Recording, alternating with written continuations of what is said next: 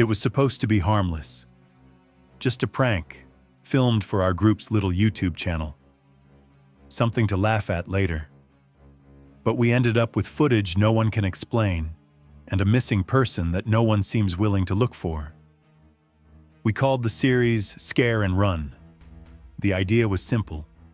One of us, usually dressed in a mask or creepy costume, would jump out at someone, scare them, and the rest of us would be hiding with cameras to catch their reaction. The target was usually a friend or a volunteer. We never did it to random strangers. We weren't that kind of channel. Most people screamed, laughed, or threw a punch. It never escalated past that. We were all in our early 20s, mostly community college dropouts. Tyler was the ringleader. He was the loud one with the camera and the drive to keep our videos going viral.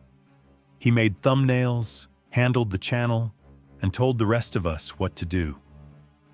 I helped with sound and editing. Matt and Ben were the talent, the ones who got dressed up, ran around, and pulled the scares. The night it all went wrong, we were filming our Halloween special. Tyler found an old roadside motel about 2 hours outside the city. He claimed it had the perfect look. Broken windows, overgrown grass, a neon sign that still flickered at night. It was called Red Pine Inn. He found it listed on some urban exploration forum, tagged as abandoned since 2004 and still intact. We arrived a little after midnight. The place looked like it had been eaten by time. The sign buzzed faintly, half the letters missing. Weeds pushed up through the parking lot. The windows were black and hollow. It should have been condemned. But Tyler couldn't stop grinning. He paced the cracked pavement, waving his phone and explaining the plan. We would pretend to do a ghost hunting parody. Tyler and Matt would walk the halls with EMF meters and cheap infrared cameras, talking to fake spirits. Ben, dressed in a scorched corpse costume, would hide in room 9 and wait for the cue to jump out. We'd catch Matt's reaction and then break character, laughing like always. Ben's costume was terrifying. Tyler had soaked it in charcoal and used burned foam to make it look melted and charred. He even added fake blood and broken doll limbs to really sell the idea of a fire victim. It looked disgusting and over the top. Perfect for Halloween. I stayed in the van with the monitors. We had 4 cameras in the hallway, 2 in room 9, and audio feeds linked to wireless mics. Tyler and Matt started filming at 12:17 a.m. Everything was fine at first. Tyler kept up his usual cheesy commentary. Matt rolled his eyes and played along, scanning empty rooms with the EMF meter. The hallway was quiet, the signal steady. They passed room 4, then room 6. Then the feed cut for exactly 3 seconds. When the video came back, room 9's door was wide open. No one had opened it. The audio was nothing but static. I leaned in, trying to fix the signal. That's when I noticed something off.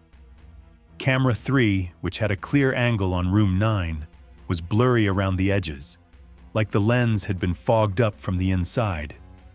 I tried switching to Ben's camera. He was crouched behind an old dresser inside the room, perfectly still. He was waiting for the cue, like we planned. But he never got it. In the corner of the frame, something shifted. At first, I thought it was dust or a glitch, but it kept moving. A shape, low to the ground. A body crawling on all fours, slow and wrong. The limbs were too long. The joints bent in the wrong places. Its head hung down like it was too heavy. I froze. It wasn't Ben. I tried to radio Tyler. Nothing. The signal was dead. I messaged Ben. No reply. Then Ben's camera jolted violently, as if someone had grabbed it. It flipped sideways, then went dark. Tyler and Matt must have heard something, because the hallway camera showed them running. They were coming back toward the entrance, I saw the flashlight beams bobbing wildly. Then Tyler was yanked backward by something off-screen. He vanished around the corner. Matt screamed. He didn't run. He just stood there, frozen, breathing hard. The flashlight trembled in his hand. A shadow stretched along the hallway floor, moving toward him. It wasn't connected to anything visible. The front door slammed shut. The feed went black. I sat in the van, staring at the monitors, waiting for someone to come out. No one did. After 10 minutes, I forced myself to go inside. I grabbed a metal flashlight from the gear bin, turned on my phone's flashlight too, and walked up to the broken front door. The motel smelled like mold and dust, and something sour underneath. The hallway was silent. I stepped over broken tiles and flickering cables, calling out for Tyler and Matt. I made it to room 9. It was empty. No Ben, no costume, no cameras, no blood. Just a small, soot-covered teddy bear in the middle of the room. I backed out fast, heart pounding, and ran back to the van. We called the police. When they arrived, they searched the property. They found nothing. No cameras, no gear, no van. That's the part I can't explain. The van I had just been sitting in, gone. We had driven there in it together. I didn't imagine that, but something else was there. The cops found a rusted-out shell of a van in the woods about 20 yards behind the motel. Same make, same model, same cracked front bumper.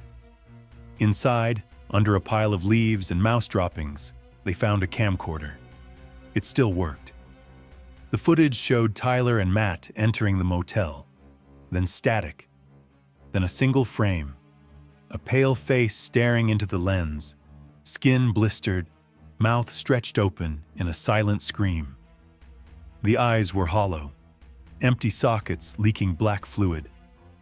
They told me it was a prank gone wrong, that maybe Tyler faked it, that maybe Matt had a breakdown, but they've been gone for over a year. No phone records, no sightings. Ben's family hired a private investigator. He found nothing but rumors. One local said the motel had burned down years ago. Another said it had never existed at all. The footage haunts me, not just for what's in it, but for what's in the reflection. In one of the opening shots, when they first walk past the dusty motel window, there's a clear reflection of the group passing by. But there are 5 figures walking. We only brought 4 people. And lately, I've been hearing things. Static on the radio, clicking noises behind walls. Sometimes, when I check my phone camera late at night, it glitches and freezes on a single frame. The pale face, pressed right against the screen,